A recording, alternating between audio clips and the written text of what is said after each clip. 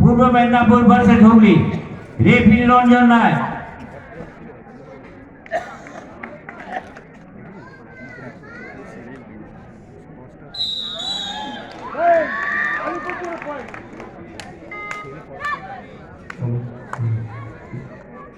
আমাদের মধ্যে উপস্থিত আছেন শ্যাম কুমার শাহ, আজকে এই টুর্নামেন্টের অবজারভার।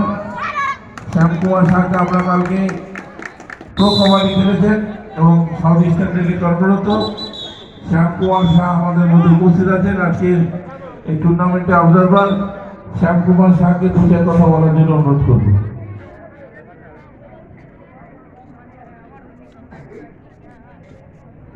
অসংখ্য ধন্যবাদ আমাদের ইন্টার ডিস্ট্রিক্ট অর্গানাইজেশন কমিটি,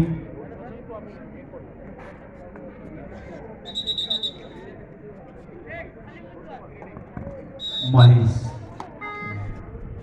যুবতী কিশোর সংঘ,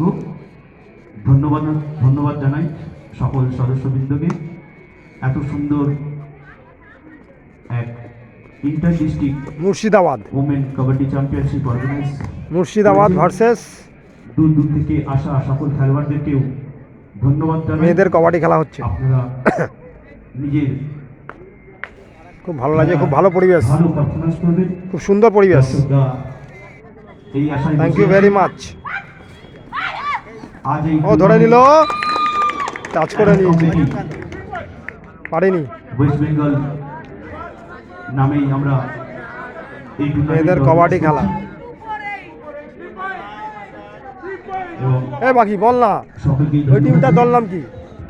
ওই টিমটার নাম কি বলো? কোনটা? ওই টিমটা, ওই নীল আর হলুদ। হুগলি। হুগলি